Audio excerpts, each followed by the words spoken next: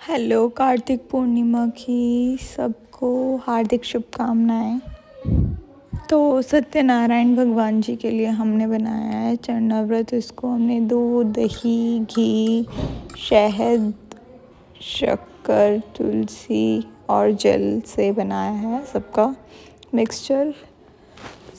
चरणाव्रत का इस व्रत में बहुत ही ज़्यादा इम्पॉर्टेंट रोल होता है। चरणाव्रत बहुत ही ज़्यादा आवश्यक होता है पूजा के टाइम पे। इसमें हमने तुलसी पत्ता डाल दिया है।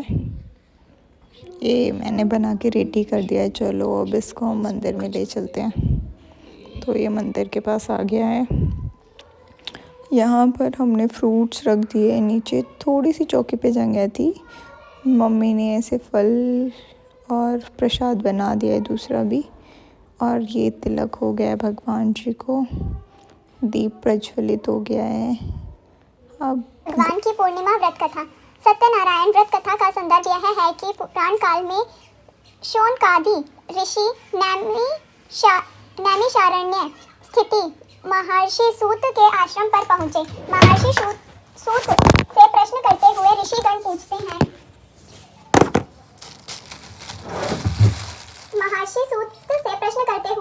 पूछते हैं कि लौकिक कष्ट, सांसारिक दुखों व कष्टों से मुक्ति पाने के लिए सरल उपाय क्या है। महर्षि सूत ने शौनकादि ऋषियों को बताते हैं कि यही प्रश्न नारद मुनि जी ने भगवान विष्णु से किया था और भगवान विष्णु ने नारद मुनि को सांसारिक दुखों से मुक्ति का सरल उपाय बताते हुए कहा, इसका एक ही सरल उपाय है, वह है सत्यनारायण व्रत। भगवान विष्णु ने सत्यनारायण का अर्थ सत्याचरण, सत्याग्रह, सत्यनिष्ठा बताया है। इस संसार में दुख, सुख और समृद्धि की प्राप्ति सत्याचार द्वारा ही की जा सकती है और सत्य ही ईश्वर को पाने का सर्वोत्तम मार्ग है। सत्यनारायण भगवान की कथा। प्रथम अध्याय। कथा इस प्रकार है कि एक बार नारद जी भगवान श्री हरि विष्णु के पास जाकर उनकी स्तुति करने लगे।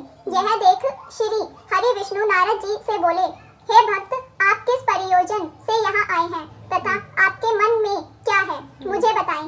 नारद मुनि बोले, प्रभु, मृत्यु लोक में अपने अपने पाप कर्मों द्वारा विभिन्न योनियों में जन्म लेने वाले सभी जीव जंतु, इंसान सभी किसी न किसी प्रकार से दुख व शारीरिक मानसिक पीड़ा से ग्रस्त हैं। भगवान, इन सभी कष्टों व दुखों से मुक्ति पाने का कोई सरल उपाय बताइए, मैं सुनना चाहता हूँ। श्री हरि विष्णु भगवान ने कहा, हे वत्स, संसार के भले के लिए आपने बहुत अच्छी बात की है, इसलिए मैं आपको इसका उपाय बताऊंगा। इस व्रत को करने से व्यक्ति मोह माया से मुक्ति पा सकता है। इसे सुनिए। भगवान सत्यनारायण का स्वर्ग और मृत्यु लोक में एक महान पुण्यप्रद व्रत है। आपके स्नेह के कारण मैं इसे कह रहा हूँ। विधि विधान से भगवान सत्यनारायण व्रत करके मनुष्य शीघ्र ही सुख समृद्धि प्राप्त कर मृत्यु के बाद परलोक में मोक्ष प्राप्त कर सकता है। भगवान विष्णु की बात सुनकर नारद मुनि बोले, प्रभु, इस व्रत को करने का क्या फल मिलता है, इसका विधान क्या है तथा इस व्रत को किसने किया, यह सब विस्तार पूर्वक बताइए, मेरी सुनने की इच्छा है। श्री हरि विष्णु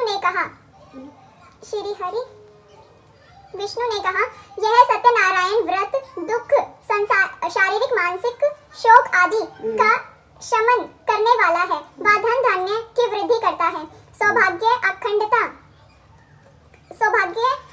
करता है और संतान प्राप्ति के लिए किया जाता है। भक्ति और श्रद्धा से बंधु बांधवों के साथ धर्म में तत्पर होकर शाम के समय भगवान सत्यनारायण की पूजा आराधना करें। नैवेद्य में उत्तम कोटि के भोज्य पदार्थ सवाया मात्रा में अर्पित करना चाहिए। यह तथा भोग का प्रसाद बनाने के लिए केले का फल, घी, दूध, सट्ठी, गेहूं या चावल का आटा और शक्कर या गुड़ लेकर इन सभी को एकत्रित करके सवाया मात्रा में भगवान का भोग लगाना चाहिए। पूजा के बाद सब लोगों में विस्तृत करना चाहिए। सत्यनारायण भगवान की कथा सुनने के बाद सामर्थ्य अनुसार ब्राह्मणों को दक्षिणा देनी चाहिए और बंधु बांधव व ब्राह्मणों को भोजन कराना चाहिए। कलयुग में यह सबसे छोटा सा उपाय है। क्या था बोलना तो बीच में? सत्यनारायण भगवान की जय। क्या था तो? और क्या था? अरे बीच में बोलना करता ना। नारायण नारायण सत्यनारायण नारायण भगवान नारायण नारायण नारायण लक्ष्मी नारायण नारायण नारायण। और सत्यनारायण भगवान की जय। सत्यनारायण व्रत दूसरा अध्याय। श्री सूत जी बोले, हे द्विजो, अब मैं पुनः पूर्व काल में जिसने इस सत्यनारायण व्रत को किया था उसे भली भांति विस्तार पूर्वक कहूंगा। रमणीय काशी नामक नगर में कोई अत्यंत निर्धन ब्राह्मण रहता था।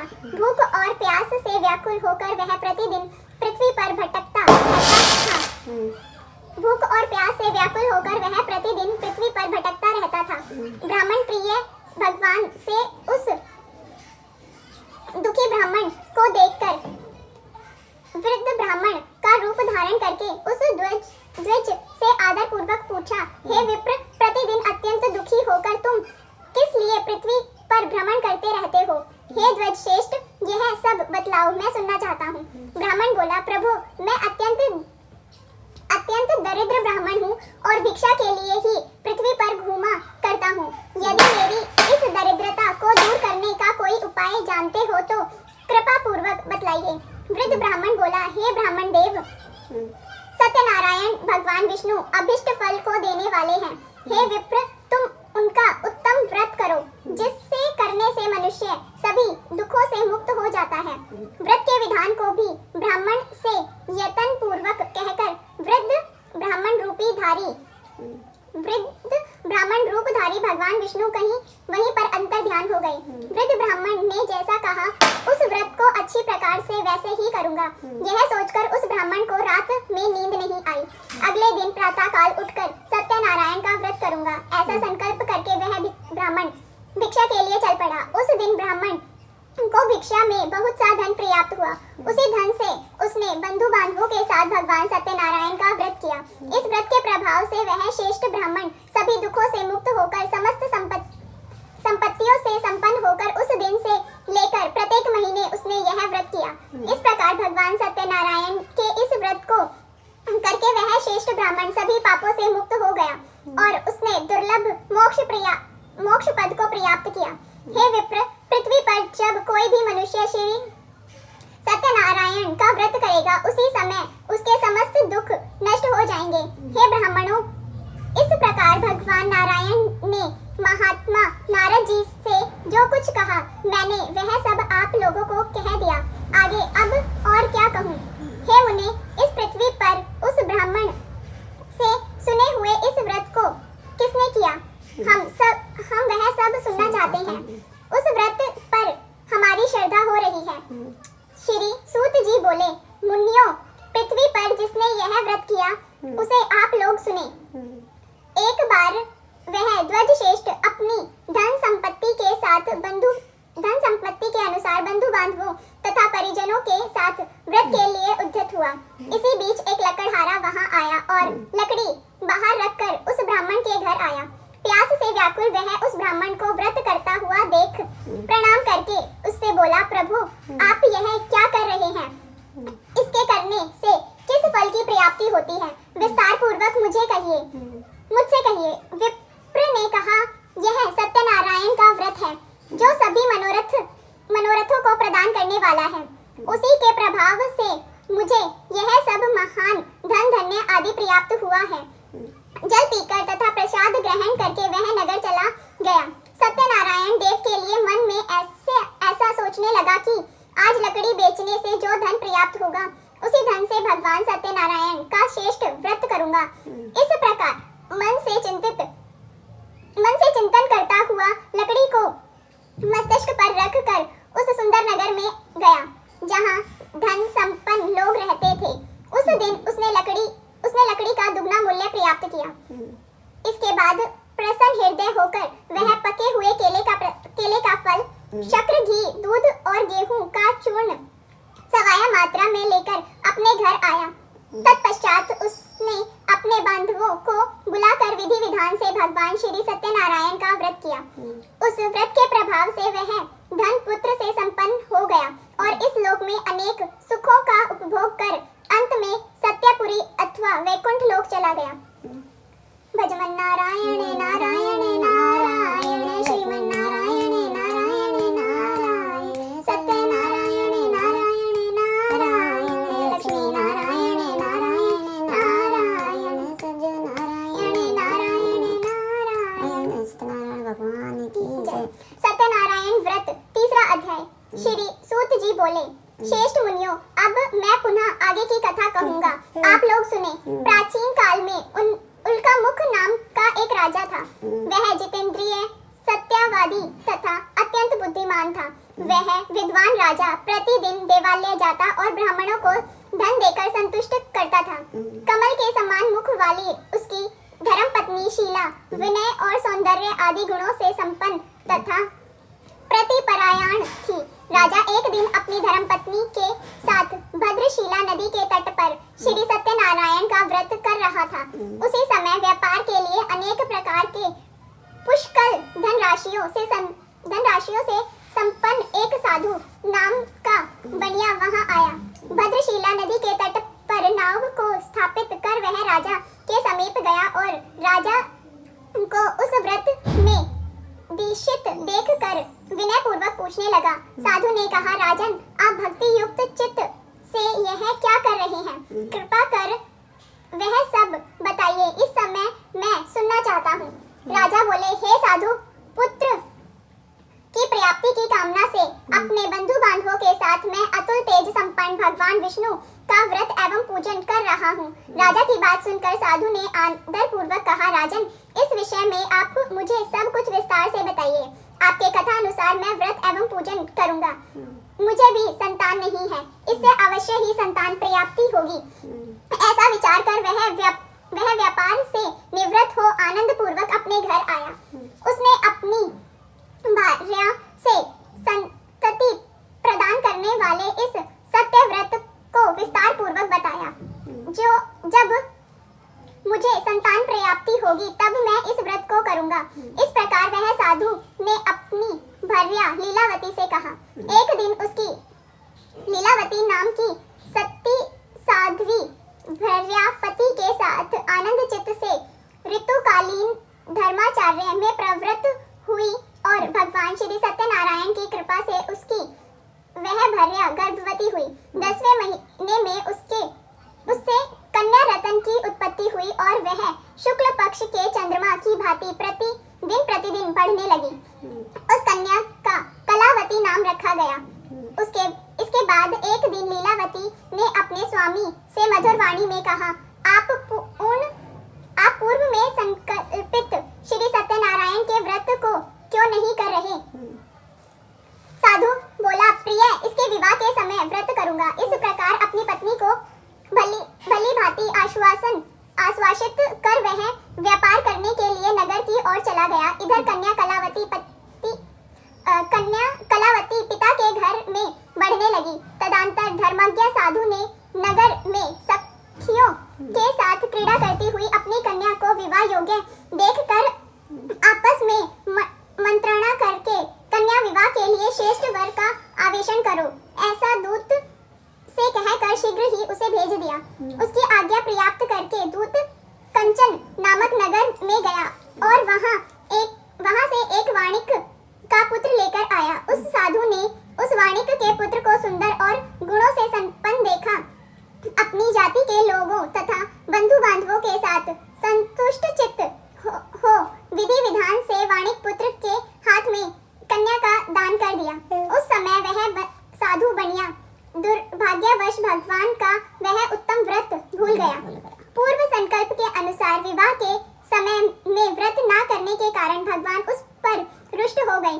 कुछ समय के पश्चात अपने व्यापार क्रम में कुशल वह साधु बनिया काल की प्रेरणा से अपने दामाद के साथ व्यापार करने के लिए समुद्र के समीप स्थित रतनसारपुर नामक सुंदर नगर में गया और अपने श्री संपन्न दामाद के साथ वहां व्यापार करने लगा। उसके बाद वे दोनों राजा चंद्र चंद्रकेतु के रमणीय नगर में गए। उसी समय भगवान श्री सत्यनारायण ने उसे अभिष्ट प्रतिज्ञा देखकर इसे दारुण कठिन और महान दुख प्राप्त होगा यह श्राप दे दिया। एक दिन एक चोर राजा चंद्रकेतु के धन को चुराकर वहीं आया जहां दोनों वणिक स्थित थे। वह अपने पीछे दौड़ते हुए दूत को देखकर भयभीत चित्त से धन वहीं छोड़कर शीघ्र ही छुप गया। इसके बाद राजा के दूत वहां आ गए जहां वह साधु वणिक था। वहां राजा के धन को देखकर वे दूत उन दोनों वणिक पुत्रों को बांध कर ले आए और हर्षपूर्वक दौड़ते हुए राजा से बोले, प्रभु हम दो चोर पकड़ लाए हैं, इन्हें देखकर आप आज्ञा दें। राजा की आज्ञा से दोनों शीघ्र ही दृढ़ता पूर्वक बांध कर बिना विचार किए महान कारागार में डाल दिए गए।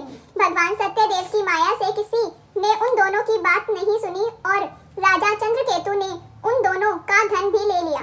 भगवान के श्राप से वाणिक के घर में उसकी भार्या भी अत्यंत दुखित हो गई और उसके घर में सारा का सारा जो धन था वह चोरों ने चुरा लिया। लीलावती शारीरिक तथा मानसिक पीड़ाओं से युक्त, भूख और प्यास से दुखी हो अन्न की चिंता से दर दर भटकने लगी। कलावती कन्या भी भोजन के लिए इधर उधर प्रतिदिन घूमने लगी। एक दिन भूख से पीड़ित कलावती एक ब्राह्मण के घर चली गई। वहां जाकर उसने श्री सत्यनारायण के व्रत पूजन को देखा। वहां बैठकर उसने कथा सुनी और वरदान मांगा। उसके बाद प्रसाद ग्रहण करके वह कुछ रात होने पर घर गई। माता ने कलावती कन्या से प्रेम पूर्वक पूछा, पुत्री रात में तू कहाँ रुक गई थी? तुम्हारे मन में क्या है? कलावती कन्या ने तुरंत माता से कहा, माँ मैंने एक ब्राह्मण के घर में मनोरथ प्रदान करने वाला व्रत देखा है।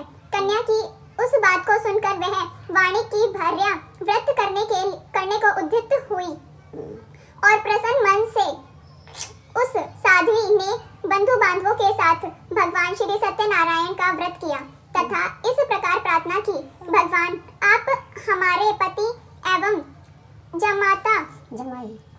जमाई के अपराध को क्षमा करें, वे दोनों अपने घर शीघ्र आ जाएं। इस व्रत से भगवान सत्यनारायण पूरा संतुष्ट हो गए तथा उन्होंने नरपश्रेष्ठ चंद्रकेतु को स्वप्न दिखाया और स्वप्न में कहा, नरपश्रेष्ठ प्रातः काल दोनों वाणिकों को छोड़ दो और वह सारा धन भी दे दो जो तुमने उनसे इस समय ले लिया है, अन्यथा राज्य धन एवं पुत्र सहित तुम्हारा सर्वनाश कर दूंगा। राजा से स्वप्न में ऐसा कहकर भगवान सत्यनारायण अंतर्ध्यान हो गए। इसके बाद प्रातः काल राजा ने अपने सभासदों के साथ सभा में बैठकर अपना स्वप्न लोगों को बताया और कहा, दोनों बंदी वाणिक पुत्रों को शीघ्र ही मुक्त कर दो। राजा की ऐसी बात सुनकर राजपुरुष दोनों महाजनों को बंधन मुक्त करके राजा के सामने लाकर विनय पूर्वक बोले, महाराज बेड़ी बंधन से मुक्त करके दोनों वाणिक पुत्र लाए गए हैं। इसके बाद दोनों महाराजा नरपश्रेष्ठ चंद्रकेतु को प्रणाम करके अपने पूर्ण वृत्तांत का स्मरण करते हुए भय विह्वल हो गए और कुछ बोल ना सके। राजा ने वाणिक पुत्रों को देखकर आदर पूर्वक कहा, आप लोगों को प्रबंधवश यह महान दुख प्राप्त हुआ। इस समय अब कोई भय नहीं है। राजा ने वस्त्र अलंकार देकर उन दोनों वाणिक पुत्रों को संतुष्ट किया तथा सामने बुलाकर वाणी द्वारा अत्यधिक आनंदित किया। पहले जो धन लिया था उससे दोगुना करके दिया। उसके बाद राजा ने पुनः उनसे कहा, साधो अब आप अपने घर को जाएं। राजा को प्रणाम करके आपकी कृपा से हम जा रहे हैं। ऐसा कहकर दोनों महावैश्यों ने अपने घर की ओर प्रस्थान किया।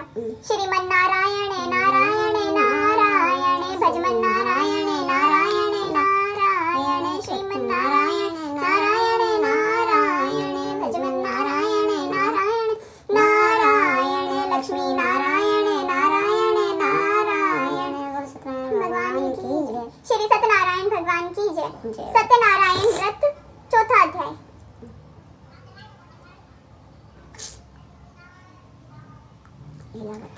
सूत जी बोले, साधु बनिया मंगलाचरण कर और ब्राह्मणों को धन देकर अपने नगर की ओर चल पड़ा। साधु के कुछ दूर जाने पर भगवान सत्यनारायण की उसकी सत्यता की परीक्षा के विषय में जिज्ञासा हुई। साधु, तुम्हारी नाव में क्या भरा है?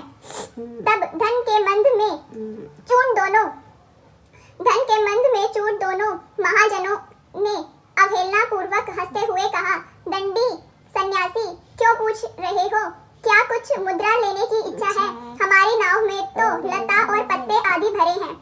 ऐसी निष्ठुर वाणी सुनकर बोले, हे साधु, तुम्हारी बात सच हो जाए। ऐसा कहकर दंडी सन्यासी का रूप धारण किए हुए भगवान कुछ दूर जाकर समुद्र के समीप बैठ गए। दंडी के चले जाने पर नित्य क्रिया करने के पश्चात उतराई हुई अर्थात जल में ऊपर की और उठी हुई नाव को देखकर साधु अत्यंत आश्चर्य में पड़ गया और नाव में लता और पत्ते देखकर मूर्छित होकर पृथ्वी पर गिर पड़ा। सचेत होने पर वाणिक पुत्र चिंतित हो गया। तब उसके दामाद ने इस प्रकार कहा, आप शोक क्यों करते हो? दंडी ने श्राप दे दिया। इस स्थिति में वे ही चाहे तो सब कुछ कर सकते हैं, इसमें संशय नहीं। अतः उन्हीं की शरण में चलें, वही मन की इच्छा पूर्ण होगी। दामाद की बात सुनकर वह साधु बनिया उनके पास गया और वहां दंडी को देखकर उसने भक्ति पूर्वक उन्हें प्रणाम किया और आदर पूर्वक कहने लगा, आपके सम्मुख मैंने जो कुछ कहा है असत्य भाषण रूप अपराध किया है। आप मेरे उस अपराध को क्षमा करें। ऐसा कहकर बारंबार प्रार्थना करके वह महान शोक से व्याकुल हो गया। दंडी ने उसे रोता हुआ देखकर कहा, हे मूर्ख, रो मत, मेरी बात सुनो। मेरी पूजा से उदासीन होने के कारण तथा मेरी आज्ञा से ही तुम बारंबार दुख प्राप्त किया है। भगवान की ऐसी वाणी सुनकर वह उनकी स्तुति करने लगा। साधु ने कहा, हे प्रभु, यह आश्चर्य की बात है कि आपकी माया से मोहित होने के कारण ब्राह्मण आदि देवता भी आपके गुणों और रूपों को यथाव्रत रूप में नहीं जान पाते। फिर मैं मूर्ख आपकी माया से मोहित होने के कारण कैसे जान सकता हूँ? आप प्रसन्न हो, मैं अपनी धन संपत्ति के अनुसार आपकी पूजा करूंगा। मैं आपकी शरण में आया हूँ। मेरा जो नौका में स्थित पूरा धन था उसकी तथा मेरी रक्षा करें। उस बनिए की भक्ति युक्त वाणी सुनकर भगवान जनार्दन संतुष्ट हो गए। भगवान हरि उसे अभिष्ट वर प्रदान करके वही अंतर्ध्यान हो गए। उसके बाद वह साधु अपनी नौका में चढ़ा और उसे धन धन्य से परिपूर्ण देखकर भगवान सत्यदेव की कृपा से हमारा मनोरथ सफल हो गया। ऐसा कहकर स्वर्गजनों के साथ उसने भगवान की विधिवत पूजा की। भगवान श्री सत्यनारायण की कृपा से वह आनंद से परिपूर्ण हो गया और नाव को प्रयत्न पूर्वक संभाल कर उसने अपने देश के लिए प्रस्थान किया। साधु बनिए ने अपने दामाद से कहा, वह देखो, मेरी रतनपुरी नगरी दिखाई दे रही है। इसके बाद उसने अपने धन के रक्षक दूत को अपने आगमन का समाचार देने के लिए अपनी नगरी में भेजा। उसके बाद उस दूत ने नगर में जाकर साधु के भर्या को देख हाथ जोड़कर प्रणाम किया तथा उसके लिए अभिष्ट बात कही। सेठ जी अपने दामाद और बंधु वर्गों के साथ बहुत सारे धन धन्य से संपन्न होकर नगर के निकट पधार रहे हैं। दूत के मुख से यह बात सुनकर वह अति आनंदित हुई और उस साध्वी ने श्री सत्यनारायण की पूजा करके अपनी पुत्री से कहा, हे साधु, मैं साधु के दर्शन के लिए जा रही हूँ, तुम शीघ्र आओ।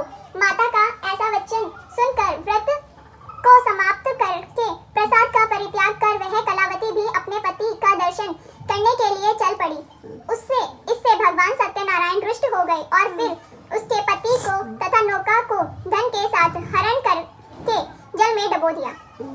इसके बाद कलावती कन्या अपने पति को ना देख महान शोक से रुदन करती हुई पृथ्वी पर गिर पड़ी। नाव का आदर्श और कन्या को अत्यंत दुखी देख भयभीत मन से साधु बनिए ने सोचा यह क्या आश्चर्य हो गया। नाव का संचालन करने वाले भी सभी चिंतित हो गए। तदंतर वह लीलावती भी कन्या को देखकर विहल हो गई और अत्यंत दुख से विलाप करती हुई अपने पति से इस प्रकार बोली, अभी अभी नौका के साथ वह कैसे अलक्षित हो गया, ना जाने किस देवता की उपेक्षा से वह नौका हरण कर ली गई, अथवा श्री सत्यनारायण का महात्म्य कौन जान सकता है। ऐसा कहकर वह सर्वजनों के साथ विलाप करने लगी और कलावती कन्या को गोद में लेकर रोने लगी। कलावती कन्या भी अपने पति के नष्ट हो जाने पर दुखी हो गई और पति की पादुका लेकर उनका अनुगमन करने के लिए उसने मन में निश्चय किया। कन्या के इस प्रकार के आचरण को देखकर भर्या सहित वह धर्मज्ञ साधु बनिया अत्यंत शोक संताप्त हो गया और सोचने लगा, या तो भगवान सत्यनारायण ने यह अपहरण किया है अथवा हम सभी भगवान सत्यदेव की माया से मोहित हो गए हैं। अपनी धन शक्ति के अनुसार मैं भगवान श्री सत्यनारायण की पूजा करूंगा। सभी को बुलाकर इस प्रकार कहकर उसने अपने मन की इच्छा प्रकट की और बारंबार भगवान सत्यदेव को दंडवत प्रणाम किया। इससे दोनों के परिपालक भगवान सत्यदेव प्रसन्न हो गए।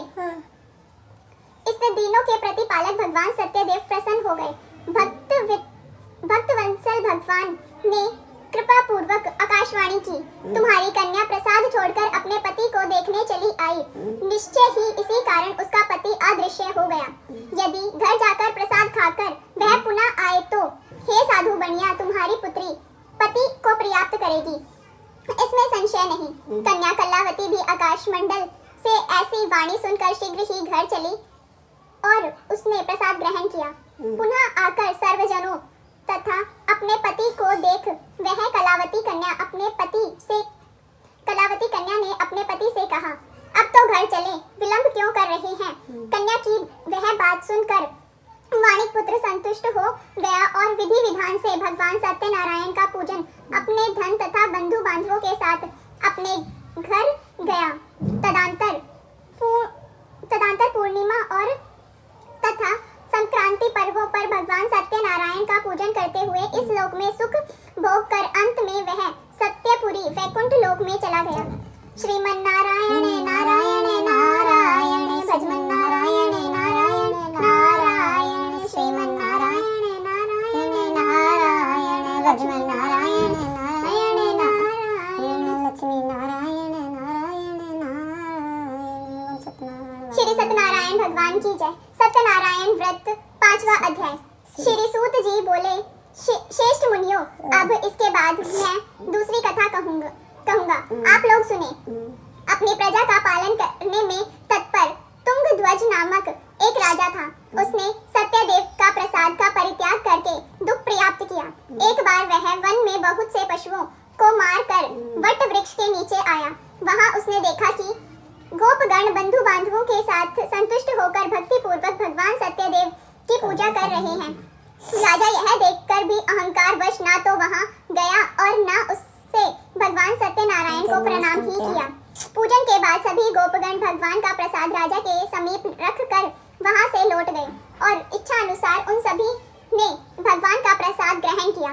इधर राजा को प्रसाद का परित्याग करने से बहुत दुख हुआ। उसका संपूर्ण धन धान्य एवं सभी 100 पुत्र नष्ट हो गए। राजा ने मन में यह निश्चय किया कि अवश्य ही भगवान सत्यनारायण ने हमारा नाश कर दिया है, इसलिए मुझे वहां जाना चाहिए जहां श्री सत्यनारायण का पूजन हो रहा था। ऐसा मन में निश्चय करके वह राजा गोपगणों के समीप गया और उसने गोपगणों के साथ भक्ति श्रद्धा से युक्त होकर विधि पूर्वक भगवान सत्यदेव की पूजा की। भगवान सत्यदेव की कृपा से वह पुनः धन और पुत्र से संपन्न हो गया तथा इस लोक में सभी सुखों का उपभोग कर अंत में सत्यपुरी वैकुंठ लोक को प्राप्त हुआ।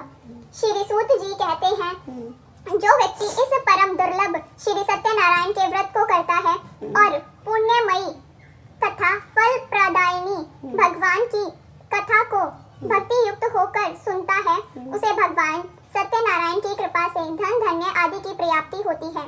दरिद्र धनवान हो जाता है, बंधन में पड़ा हुआ बंधन से मुक्त हो जाता है डरा हुआ व्यक्ति भय मुक्त हो जाता है। यह सत्य बात है, इसमें संशय नहीं। इस लोक में सभी इच्छित फल का भोग प्राप्त करके अंत में सत्यपुरी वैकुंठ धाम को जाता है। हे ब्राह्मणों, इस प्रकार मैंने आप लोगों से भगवान सत्यनारायण के व्रत को कहा, जिसे करके मनुष्य सभी दुखों से मुक्त हो जाता है। कलियुग में तो भगवान सत्यदेव की पूजा विशेष फल प्रदान करने वाली है। भगवान विष्णु को ही कुछ लोग काल, कुछ लोग सत्य, कोई ईशा और कोई सत्यदेव तथा दूसरे लोग सत्यनारायण नाम से कहेंगे। अनेक रूप धारण करके भगवान सत्यनारायण सभी का मनोरथ सिद्ध करते हैं। कलयुग में सनातन भगवान विष्णु ही सत्यव्रत रूप धारण करके सभी का मनोरथ पूर्ण करने वाले होंगे। हे श्रेष्ठ मुनियों, जो व्यक्ति नित्य भगवान सत्यनारायण की इस व्रत कथा को पढ़ता सुनता है, भगवान सत्यनारायण की कृपा से उसके सभी पाप नष्ट हो जाते हैं। हे मुनीश्वर, ओम जय जगदीश हरे, स्वामी जय जगदीश हरे। भक्त जनों के संकट क्षण में दूर करे। ओम जय जगदीश हरे, जो ध्यावे फल पावे। दुख बिन से मन का स्वामी, दुख बिन से मन का। सुख संपत्ति घर आवे, कष्ट मिटे तन का। ओम जय जगदीश हरे। मात पिता तुम मेरे, शरण गाऊं मैं किसकी। स्वामी शरण गाऊं मैं किसकी, तुम बिन और न दूजा। आस करूं मैं जिसकी। ओम जय जगदीश हरे। तुम पूर्ण परमात्मा, तुम्हें अंतर्यामी। स्वामी तुम्हें अंतर्यामी।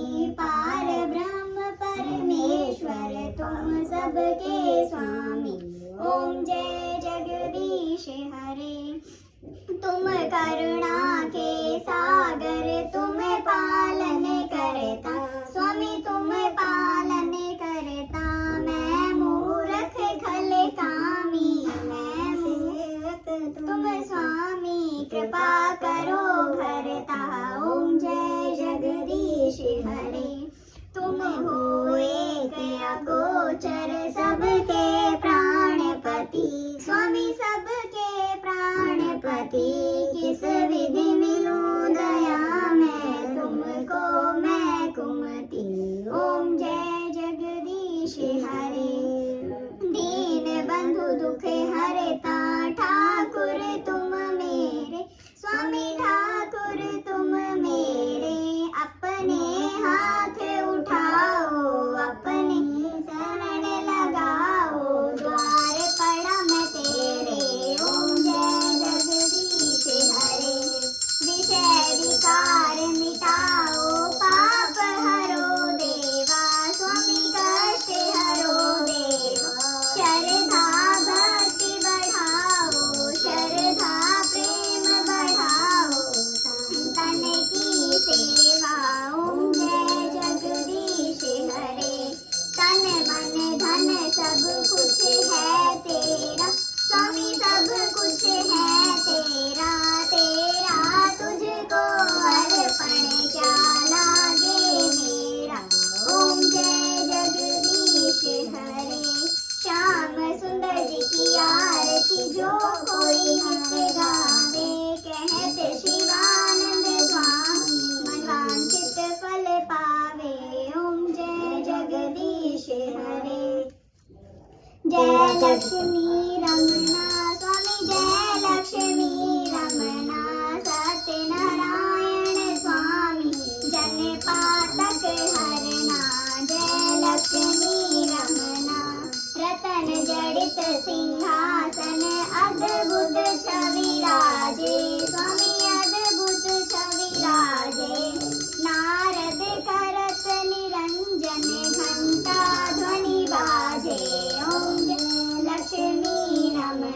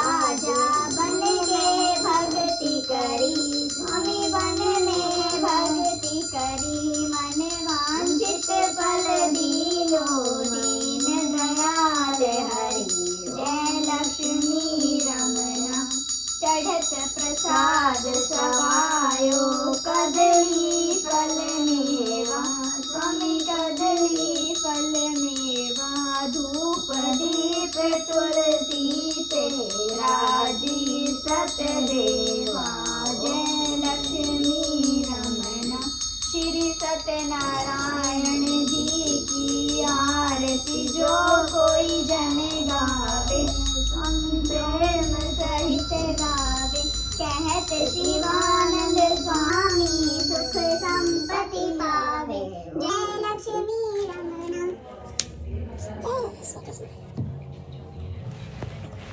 हमारी आरती हो गई। अब हम भगवान जी को आरती देंगे पहले, फिर सारे घर में इसको फिराते हैं। इसके बाद ये यहाँ पर रखे। अब हम भोग लगाएंगे।